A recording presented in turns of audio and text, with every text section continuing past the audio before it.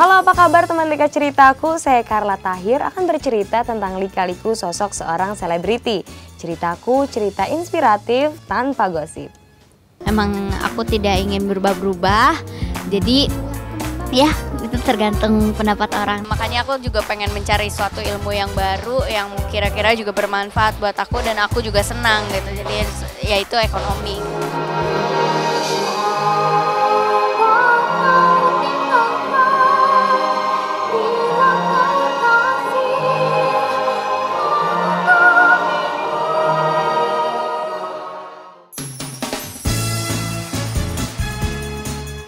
Kemampuan Aluna Sagita Gutawa mengalunkan nada dalam suaranya memang tak perlu disangsikan lagi. Putri musisi kondang tanah air Erwin Gutawa ini telah mencetak berbagai prestasi membanggakan. Tapi benarkah Gita Gutawa kecil tak pernah terfikir untuk menjadi seorang penyanyi?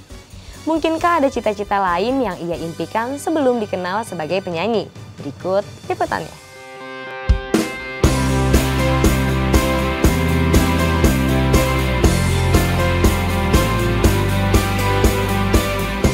Selalu ada jalan untuk setiap kemauan yang tak kenal aral melintang. Begitu pula bagi Aluna Sagita Gutawa. Putri musisi kenamaan Indonesia Erwin Gutawa ini dikenal dengan nama Gita Gutawa. Ia mampu mencetak segudang prestasi membanggakan.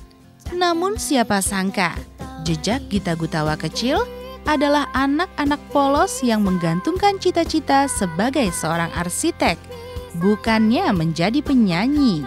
Aku sih dari kecil sebenarnya berubah-berubah. Aku pernah pengen jadi arsitek, pernah pengen jadi dokter, pernah pengen jadi banyak banget deh gitu. Jadi tapi mungkin dari kecil tuh dunia aku dunia musik, di sekitar aku dunia musik dan aku juga belajar musik secara serius dan aku senang sama musik. Walau pada awalnya ia lebih senang menjadi seorang musisi seperti sang ayah ketimbang bernyanyi, Gita Gutawa akhirnya jatuh hati pada dunia yang kini ia geluti. Melihat hal ini, Gita Gutawa pun tekun mendalami dunia musik sejak kelas 2 SD. Dan beranjak dari sinilah, benih-benih sebagai penyanyi tumbuh subur dalam dirinya. Ternyata aku lebih seneng ke dunia tarik suara dari situ dan akhirnya aku masuk ke paduan suara dan akhirnya sering jadi solois dan sampai sekarang akhirnya alhamdulillah aku bisa membuat album gitu. Jadi sebenarnya awal mulanya sih belajar piano dulu. Anak ini bukan serius bener-bener tekun untuk soal nyanyi sama musiknya gitu. Jadi akhirnya cari sekolah yang beneran, malah sekolah nyanyinya malah di 2 tempat, sekolah piano klasik, piano pop, piano segala macam, belajar gitar semuanya. Akhirnya saya cariin guru buat dia gitu yang bagus. Layaknya anak-anak lain, Gita Gutawa pun begitu mengidamkan bermain bebas bersama teman sebaya. Namun sekolah musik telah membenamkannya hingga masa itu terlewat begitu saja. Walau batinnya sempat berontak ketika menginjak kelas 4 SD, kini Gita Gutawa memahami betapa bermanfaatnya didikan yang sedari dulu diberikan oleh sang ayah tercinta. Justru kalau aku lebih berontaknya tuh mungkin umur berapa ya? SD kelas 4, kelas 5, kelas 6 gitu lah. Justru karena aku udah mulai ngerti gitu, tapi aku lebih saat itu pengen main gitu. Pengen main sama teman-teman, terus suka ngapain sih belajar musik gitu. Tapi kesininya nih aku akhirnya mulai melihat wah ternyata apa yang aku pelajarin, piano klasik lah apa segala macem, itu semuanya bermanfaat sekali. Bila nanti aku pergi, jangan lagi panggilku kembali. Ketenaran Gita Gutawa sebagai penyanyi tak pernah disangka oleh sang ayah. Dalam bayangan Erwin Gutawa, si buah hati tercinta akan menjadi seorang musisi seperti dirinya. Namun, apa boleh dikata, Gita Gutawa justru terpana dunia tarik suara. Dan itu pun kini telah membuatnya bangga. Waktu kecil emang saya juga nggak berpikir bahwa dia akan serius nyanyi. Jadi selama belajar musiknya buat saya sih itu adalah emang saya pengen banget anak saya tuh senang musik, itu utamanya. Alhamdulillah bisa terjun ke dunia musik dan apa ya, menurut aku ya misalnya belajar piano, mengetahui not-not dan membaca not tuh ternyata memang penting sekali di dunia musik ini. Tanpa aku kau akan baik saja, tanpa kamu ku akan baik saja, kau tak bisa. Suara sopran yang dimilikinya menjadi daya tarik tersendiri. Dengan suara khasnya ini pula, Gita Gutawa mulai dikenal sebagai penyanyi yang memiliki talenta luar biasa. Adalah Ada Band yang pertama kali melihat bakat mumpuninya. Seperti apa sesungguhnya perjalanan Gita Gutawa hingga akhirnya bisa bersanding dengan Ada Band dalam tembang Yang Terbaik Bagimu? Benarkah itu semua lantaran kebesaran nama sang ayah? Simak liputannya setelah yang berikut ini. Itu yang selalu saya bilang sama Gita, bahwa Git, kamu yang harus bisa membuktikan kritik atau ini orang ya, bahwa karena kamu anaknya Erwin Gutawa kamu bisa kayak begini.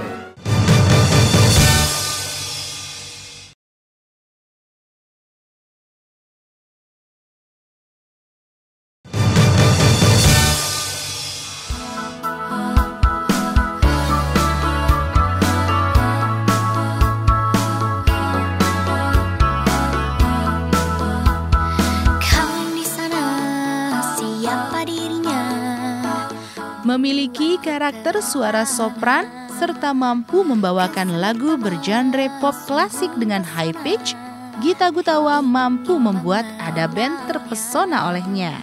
Tapi di balik duet mereka dalam tembang Terbaik Bagimu yang laris terjual sebanyak 850.000 kopi itu, tersimpan pertemuan yang tak disangka-sangka. Waktu itu tahun 2004. Sekolah vokal Gita yang bersebelahan dengan studio musik Ada Band, manajer Ada Band secara tidak sengaja mendengar suara Gita. Aku tuh sering ikut paduan suara, terus sering menjadi solois gitu. Karena itu aku banyak latihan, terus kebetulan tempat latihan aku tuh sebelahan sama tempat manajemennya Ada Band. Nah itu tuh suatu kebetulan banget gitu, mereka mendengar suara aku dan sampai keluar tuh mereka kayak, oh namanya siapa gini. Terus mereka baru tahu kalau aku anaknya Erwin Gutawa. Habis itu akhirnya mendapatkan ditawarin nyanyi, kita nyanyi ya gini gitu. Itu saya pertama dengar suaranya Gita, saya pengen, terus terang saya pengen nangis waktu itu. Jadi sangat menyentuh. Ya udah, pertama itu kita langsung oke. Yang mungkin ku lakukan dalam waktuku beranjak dewasa, jangan sampai membuatku terbelenggu jatuh dan terinjak. Pada waktu itu, manajemen Ada Band bahkan belum tahu bahwa Gita Gutawa adalah putri sang musisi kondang Erwin Gutawa. Dan ketika ia ditawari untuk menjadi teman duet Doni dalam tembang tersebut, adalah Gita sendiri yang mengiyakan dan bukanlah dorongan dari sang ayah. Mungkin memang sering papa menasihati aku gitu, bahwa aku tuh ditanyain berkali-kali, apa kamu yakin mau nyanyi sama Ada Band? Ya bener nih, mau masuk industri musik beneran ya gitu. Habis itu karena ini menentukan sekali gitu kata papaku gitu. Jadi aku pun juga tapi karena aku terlalu bersemangat, karena seneng banget gitu, akhirnya aku mau gitu, aku terima apapun konsekuensinya gitu.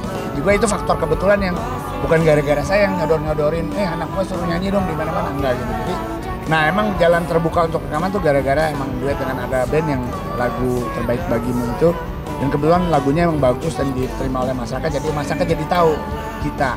Walau kala itu usianya baru 11 tahun, namun Gita dikenal sebagai anak yang gigih dan mau menerima kritikan.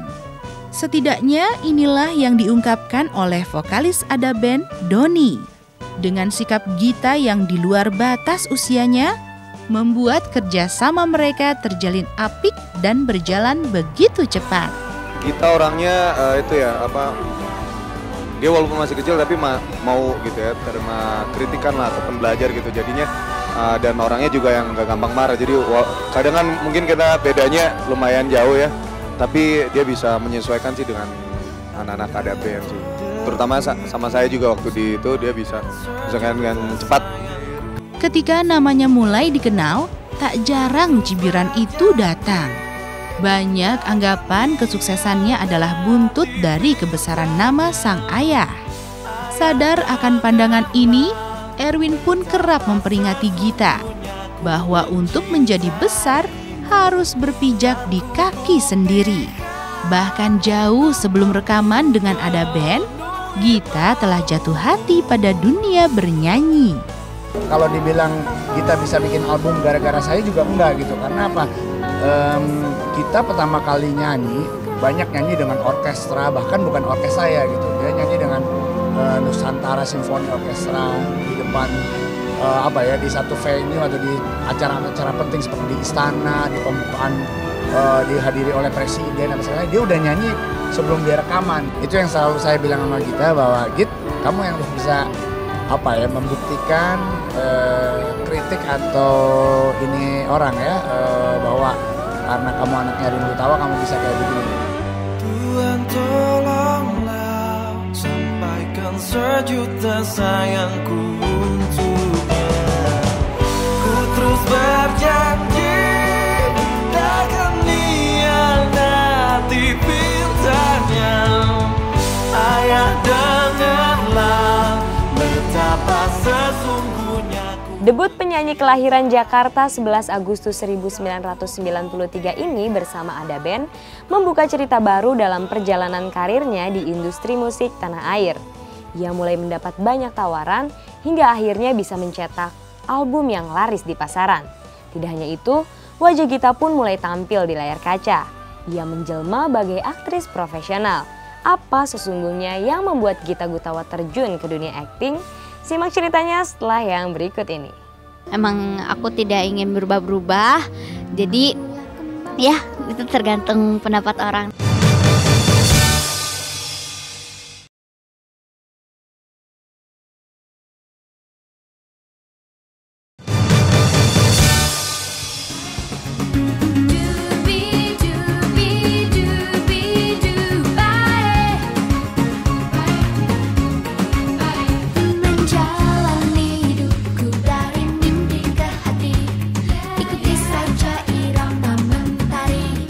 Beranjak dari duetnya bersama Ada Band, jalan Gita Gutawa menuju industri musik tanah air kian terbuka lebar. Bak gayung bersambut. Di tahun 2007, ia resmi bergabung bersama salah satu label rekaman kenamaan di tanah air untuk kemudian memproduksi album perdananya bertajuk Kembang Perawan. Abis itu akhirnya dari pihak Sony BMG label akhirnya menawarkan kontrak album gitu. Dan aku langsung seneng banget gitu, dan aku tidak pengen membuang kesempatan ini karena menurut aku untuk umuran aku segini remaja gitu, menurut aku susah sekali mendapatkan maksudnya jarang sekali ada yang bisa mendapatkan kesempatan untuk membuat album. Tak disangka album perdananya diterima pasar dengan luar biasa. Berkat penjualan album itu, di tahun 2008, Gita Gutawa dianugerahi sebagai penyanyi pendatang baru terbaik dalam ajang AMI Award. Kesuksesan tak terduga ketika Gita sendiri sempat berprasangka bahwa jenis suara yang ia miliki akan susah dinikmati. Sebenarnya memang aku kan basicnya choir, basicnya sering nyanyi lagu-lagu klasik gitu memang. Jadi ya memang seriosa gitu, dan sebenarnya memang awalnya tuh aku agak takut ya. Aku takut aduh ntar orang bingung lagi nih apaan penyanyi klasik anak-anak gitu. Tapi aku justru kaget juga, alhamdulillah malah lagu Kembang Perawan yang menurut aku berat banget dan klasikal banget gitu, ternyata alhamdulillah banyak banget juga yang suka gitu. Ya waktu kelas 2 saya baru mendengar kalau Gita itu rekaman atau lihat di TV itu waktu kelas 2. Aku hanya menawarkan apa yang ada di diri aku ini ciri khas aku lah gitu, maksudnya emang aku tidak ingin berubah-berubah. Jadi ya itu tergantung pendapat orang, tapi alhamdulillah lah kemarin tiba-tiba album aku bisa diterima, alhamdulillah banget lah.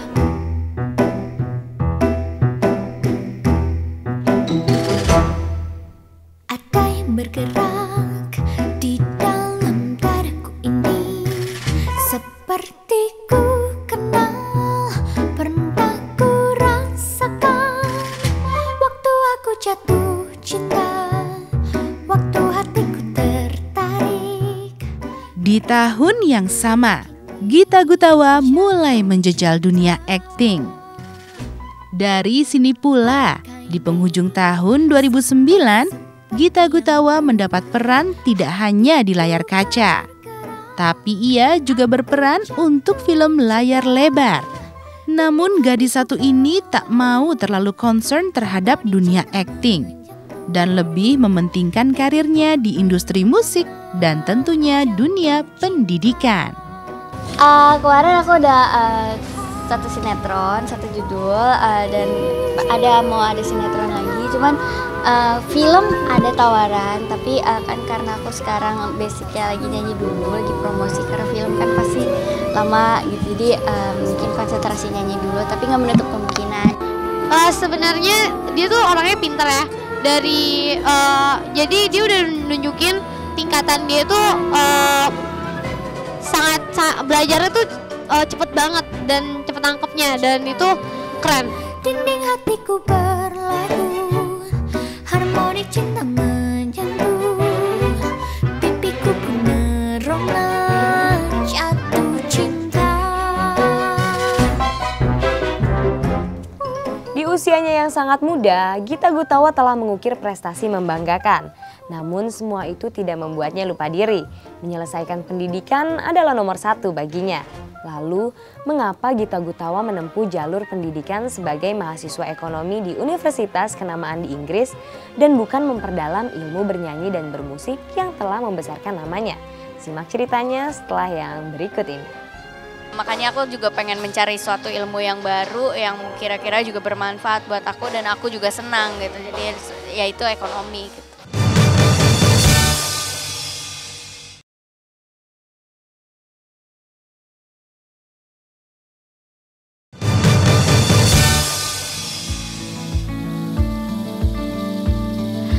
Kapur putih yang pucat terasa penuh warna. Gita yang beranjak dewasa kian dihadapkan pada pilihan. Bukan lagi soal karir di dunia tarik suara, melainkan pendidikan yang harus ia jalani. Di penghujung tahun 2011, Aluna Sagita Gutawa bertolak ke Inggris untuk menjadi mahasiswi di sana. Siapa sangka, Inggris adalah kota negara yang telah membuatnya terpesona sejak berusia 9 tahun. Jadi waktu itu aku dari umur sekitar 9 tahun nih, aku waktu itu pernah ke sana gitu, dan aku waktu itu memang udah langsung mendeklar gitu. Aku bilang, "Mah, aku pengen sekolah di sini gitu nanti kalau udah kuliah gitu." Terus terus kebetulan juga sebenarnya mama tuh dulu punya cita-cita memang untuk sekolah ke luar negeri, tapi ternyata belum sempat kesampaian gitu, dan akhirnya ya cita-cita itu dipegang sama aku kemarin-kemarin itu, dan alhamdulillah sekarang aku bisa menjalani cita-cita aku gitu untuk sekolah di luar negeri. Jadi menurut aku ini adalah berkah yang luar biasa. Tak perlulah aku keliling dunia karena ku tak. Menjejak negeri orang, Gita Gutawa tak kelabakan. Walau pada awalnya ia sempat kesulitan untuk beradaptasi, namun lambat laun Gita pun mulai menikmati hari-harinya di Inggris. Untuk culture shock alhamdulillah sih nggak terlalu kerasa ya gitu. Mungkin memang environment-nya beda banget gitu. Maksudnya awalnya mungkin aku pikir, wah aku takut nih karena aku orang Asia gitu kan. Tapi alhamdulillah sih mereka semua sangat friendly sekali gitu. Maksudnya mereka ngajak ngobrol, ngajak ini apa segala macam, ngajak main gitu. Jadi aman-aman aja gitu alhamdulillah, dan sekarang mereka semua ya udah jadi dekat aja gitu sekarang. Jadi aku kebetulan tinggal di dorm kayak asrama gitu, dekat sama kampus gitu. Tapi ini sih aku kebetulan ada dapurnya sendiri gitu, jadi aku kalau apa-apa masak sendiri apa segala macam gitu. Tapi ya aku segedung ya sama teman-teman di university aku lainnya gitu. Demi pendidikan, Gita rela meninggalkan sementara dunia yang telah membesarkan namanya. Tapi bukan berarti ia tidak berkarya dalam dunia tarik suara. 1 tahun berselang setelah kuliah di Inggris, tepatnya pada bulan Oktober tahun 2012, Gita Gutawa kembali ke Indonesia untuk ikut serta dalam konser Kidung Abadi. Bagi Gita, pendidikan adalah komitmen yang harus ia selesaikan dengan baik.